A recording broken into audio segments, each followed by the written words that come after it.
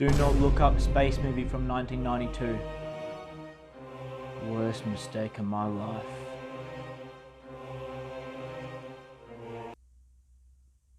As you can tell, this is a totally legit DVD. It's incredibly rare and cost me over 200,000 Iranian rial.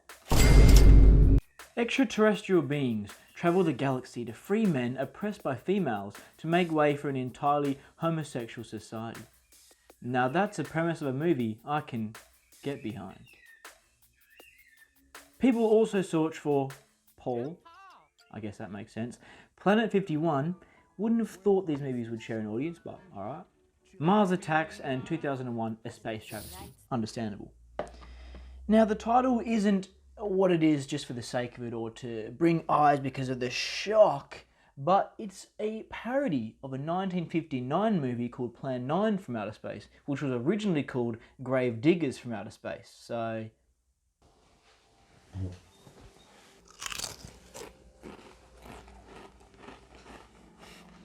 Hey, what's that? More like Gayniggers from Outer Space, am I right? Yeah, no. Actually... Write that down. Directed by Morten Lindberg and written by him and Per Christensen, none of them have anything else of note really on their IMDb, so I guess this is their legacy.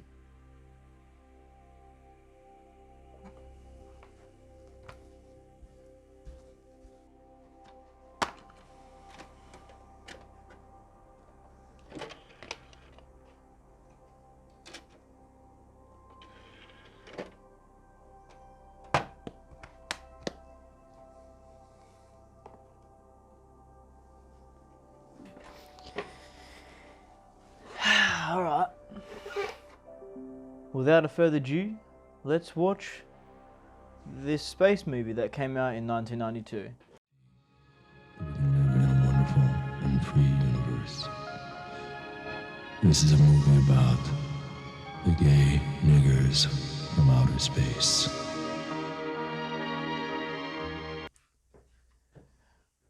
I went into this movie with an expectation, and that expectation was met. Now, if you think gay equals funny, then you'll have a good time with this movie. I, for one, do. I do think that's funny, and so I enjoyed it quite a bit. During a difficult-to-hear narration, we're introduced to our 5 protagonists. There's Captain B. Dick, Sergeant Shaved Balls, Mr. Schwul, which I didn't understand at first, but Schwul just means gay in German, and Mr. Schwul speaks German, which I guess tells us that planet Anus, which is their home planet, which is part of the 8-sun system, either has its own version of Germany, or is at least geographically similar to Earth, which I guess helps us to immediately sympathise with these characters. These alien blokes look like us, speak English like us, and they're from a planet that is only of homosexual men because all the females have been eradicated. So immediately we can sympathise with their mission. We have Agent Armanas, my second favourite name, and finally the data man, Dr. D. Ildo. One of the most simple, yet my personal favourite name. The blokes are tinkering around in their spaceship, and honestly it looks the part. It probably helps that the quality is atrocious, and you can kind of tell that it's very low budget, cheap things going on, but you know, for that sort of vibe of a homemade spaceship, it looks pretty good. They're tinkering around little computers and screens, and they got tubes and levers and dials they're all pulling. I looked around on different sites and I found 2 places where you could actually buy a legit DVD copy of the movie, but shipping was like $50, and I wasn't convinced it wouldn't just be a bootleg version anyway. So the safest and best bet we have is just this 720p version that I just downloaded from YouTube and then put onto a disc. Now, aside from camera quality, the editing is really bad and the ADR is also very obvious. What is it? Well, sir, it's too big to be another ship or meteor. To me, it looks like... There's a scene where the captain's talking to Schwul and he needs to walk off to go do something. Obviously he didn't do it in time in the take they had, so instead of like cutting to a different shot and then cutting back to it so it flows even at all, they just cut the same shot and you just kind of... yeah, not how you should edit a film. But, I mean, I just wanted to point it out, basically. The space fellas come across Earth and realise there's women there, which is no good. There is something terrible going on down there. Take it easy, Ildo. Don't paint the devil on the wall. But, sir, there is, pardon me, female creatures on the planet. That is the face of a man who's worried, shocked, appalled. Like it or not, ladies and gentlemen, this is acting. Can we all give it up for Bob Harris, please? They have to go down and free men because that's their duty as the space fellas. Arminas is the one chosen to go down and do some recon to get a better understanding of what's going on. And of course, he's afraid, so this leads to my favourite joke in the movie. He's sitting on the chair talking to the captain. The captain's, calming down, giving him some encouraging words. And it's a genuinely wholesome moment between these characters, and it's like, bro, this is actually kind of nice, the way they talk with each other, the way they treat each other. That's what you've been preparing for since you went to gay agent school. You really think so, sir? Then I'm prepared. And, sir, thanks for your nice words. You are such a kind captain. Nothing to thank for. You know I got an eye on your ass. Activate. Sound beeping. Translator. Activate. And that's the funniest part of the movie to me. Now, I know we're not shooting for the stars, we're not even shooting for the moon, but that's the vibe of the movie. And for 1992, honestly, it feels ahead of its time. I thought this kind of humour wasn't funny until like the last few years. I've seen my fair share of those TikToks with the blokes to be doing something or having a yarn or whatever, and they'll look at each other, and they'll go to kiss, and it'll just cut before they kiss. Bro, and that's funny. That's funny to me. And that's what we get through this movie. From 1992, 30 years before this kind of thing feel like it was popular, I don't know, I feel like I've got to give him props for that. Or maybe it was always funny. Arminas gets to Earth and gets the info he needs.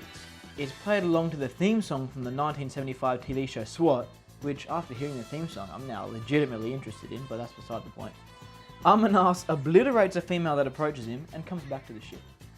Now they go to scan his brain to see what he saw down on Earth. They put his head in this ball thing, but that's not enough. Schwall has to put these electric things to his own head, taking the memories from Arminas, zapping the hell out of his own brain, which they then transmit onto the screen.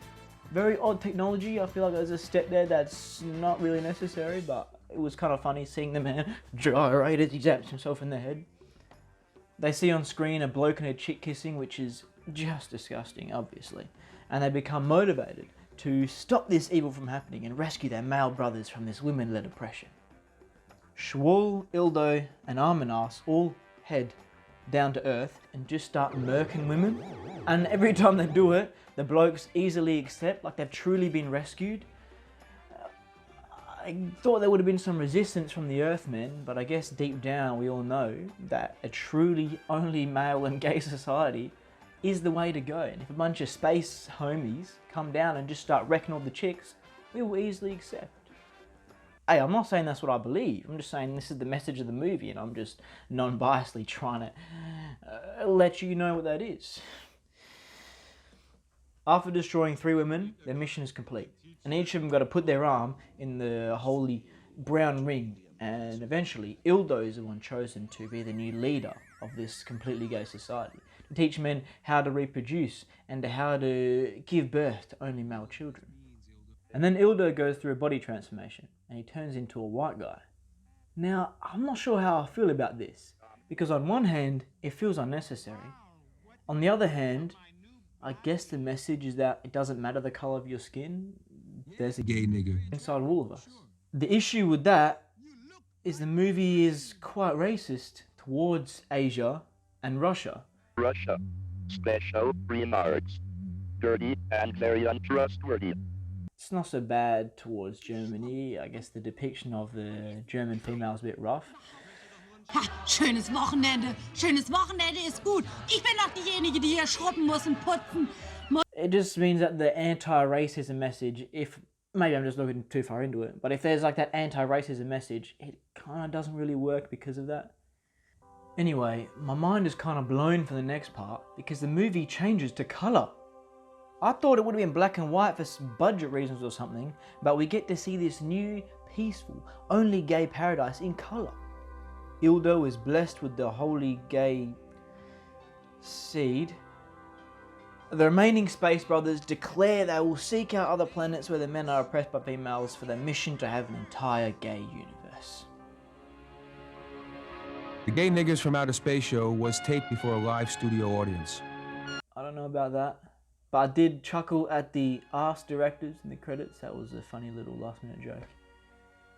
Overall, this space movie that came out in 1992 is a funny and charming short film. And you get what you expect just from reading the blurb, which is kind of nice.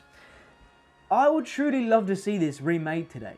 You up the production value, not by much. You need to have that homemade look and feel. That's kind of vital to the tone and feel of the movie.